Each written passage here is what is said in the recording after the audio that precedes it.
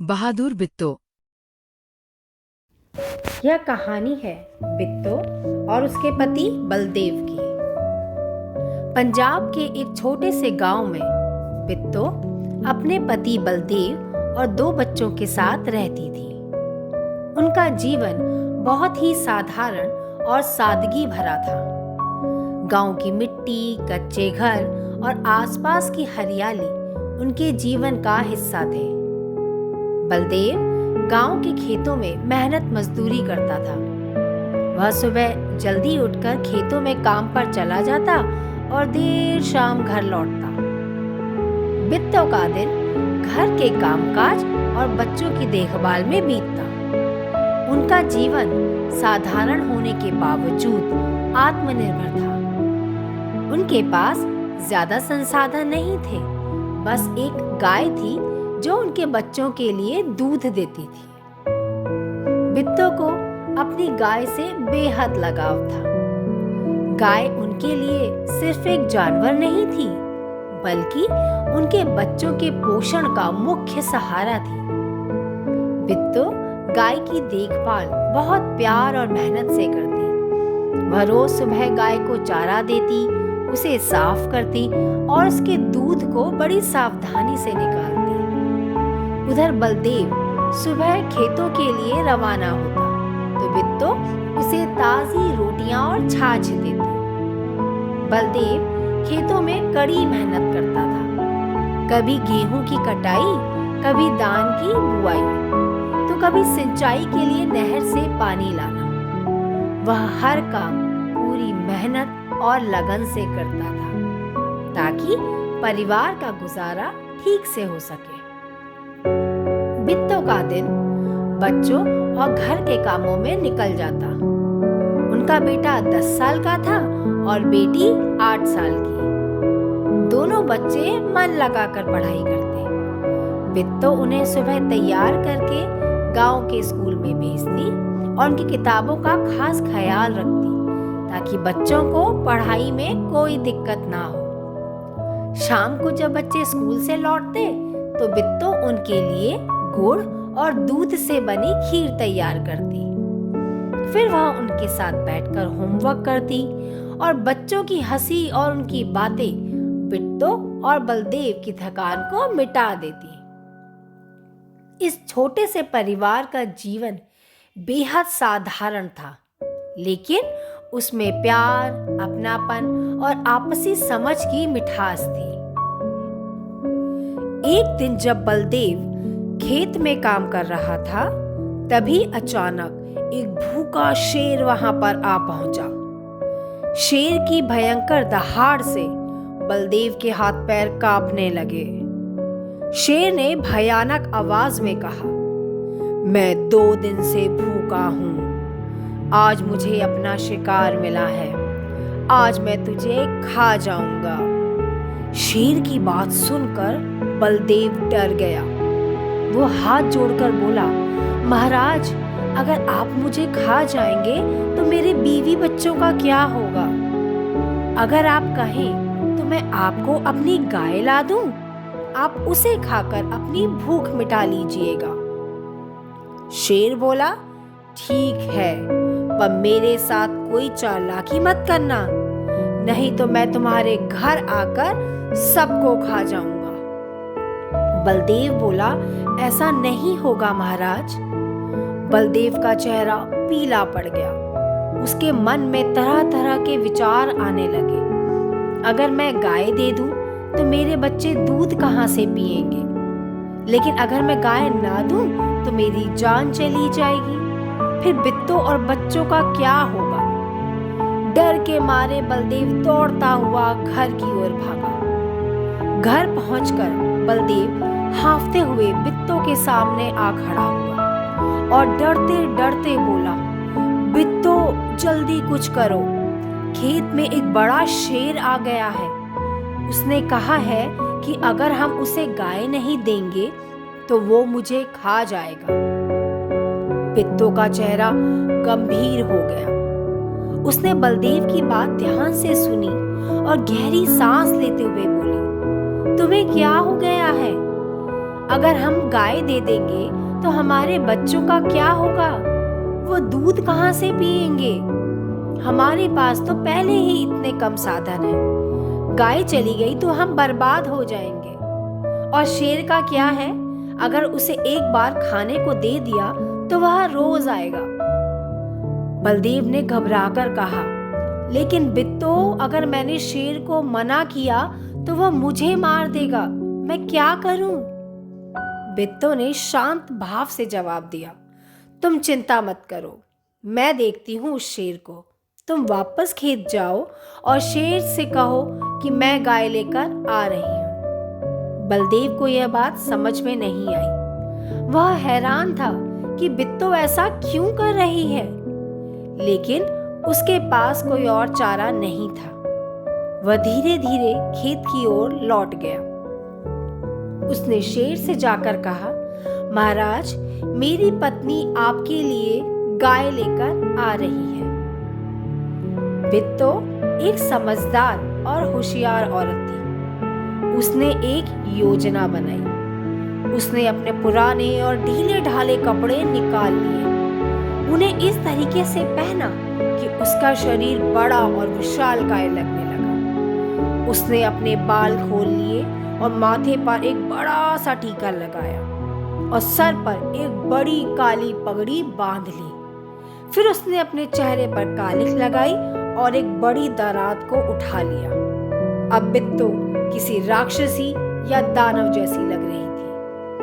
बिट्टो ने अपने बेटे से कहा कि वो पड़ोस के घर से घोड़ा ले आए। वो उस घोड़े पर बैठ गई। उसने अपने बच्चों को घर में बंद कर कहा, बाहर मत निकलना, मैं अभी आती हूँ। उसने घोड़े की लगाम संभाली और दनदनाती हुई खेतों में पहुंच गई।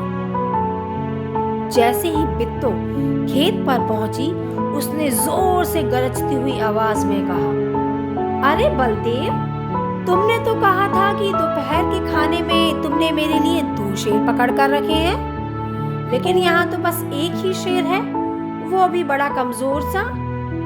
उसकी डरावनी आवाज और विशालकाय रूप देखकर शेर का दिल दहल गया। उसे लगा कि वह सचमुच की कोई राक्षसी है।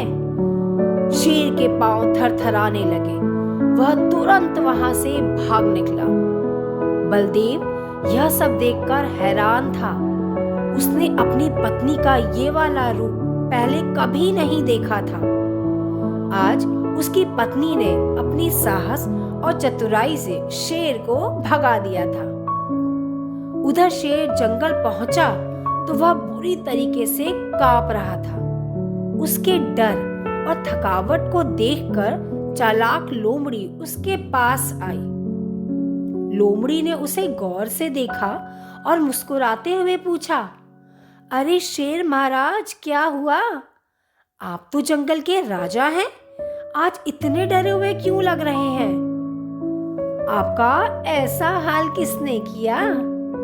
शेर, जो अभी तक हाँफ रहा था, थरथराते हुए बोला, तुम नहीं समझोगी। मैं जिस भयानक चीज से बचकर आया हूं, उसे देखकर किसी का भी यह हाल हो जाता। खेत में एक भयानक राक्षसी रहती है। उसने कहा कि उसने 2 शेरों को खाया है और अब वो मुझे भी खा जाएगी। उसकी डरावनी आवाज और विशाल रूप देखकर मैं तो मर ही जाता, जैसे तैसे अपनी जान बचाकर भागा हूं। लोमड़ी शेर की बात सुनकर हंस पड़ी। उसने मजाक उड़ाते हुए कहा, अरे महाराज, आप तो जंगल के सबसे ताकतवर जानवर हैं और आप एक मामूली इंसान से डरकर भाग आए।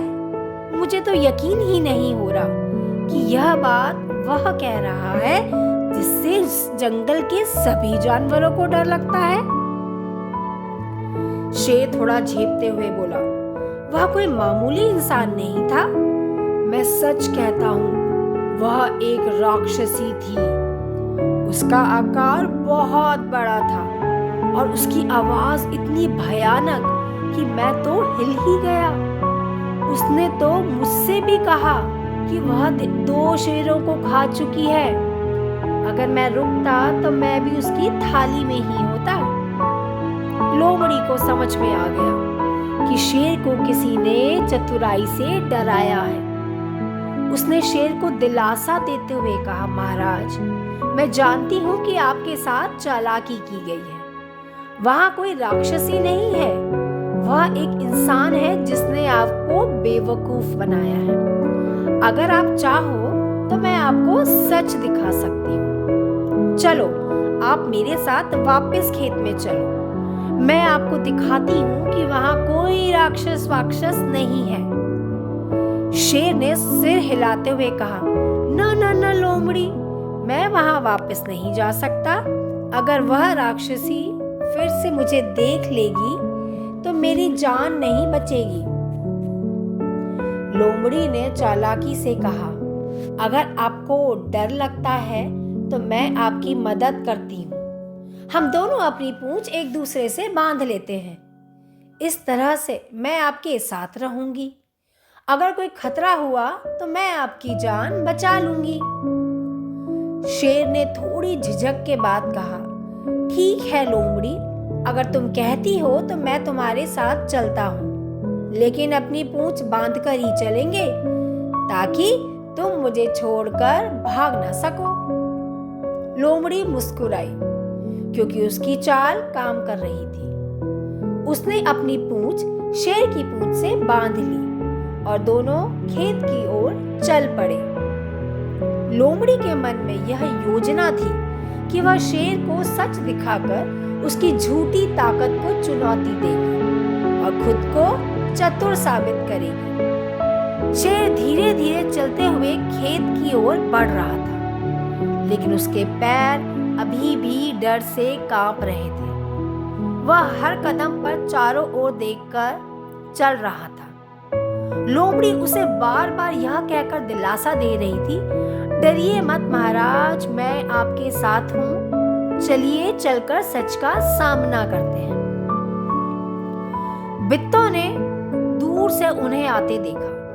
फिर वह गरजते हुए बोली, अरे लोमड़ी, तुम तो मुझसे 3 शेर लाने का वादा करके गई थी। अब तुम सिर्फ एक ही शेर को पकड़कर ला रही हो, वो भी इतना कमजोर। यह सुनकर शेर का दिल फिर से कांप उठा। उसे लगा कि लोमड़ी उस राक्षसी के साथ मिली हुई है और यह उसको फंसाने की चाल थी। उसने लोमड़ी को खींचा और जंगल की ओर भागने लगा। लोमड़ी पीछे पीछे घिसटती हुई चिल्ला रही थी।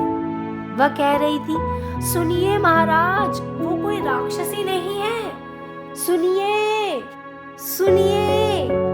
पर शेर भागता ही चला जा रहा था और शेर के साथ लोमड़ी भी घसीटती हुई जा रही थी। गांव वालों ने यह दृश्य देखा तो सबकी हंसी छूट गई। लोग बिट्टू की बहादुरी की तारीफ करने लगे।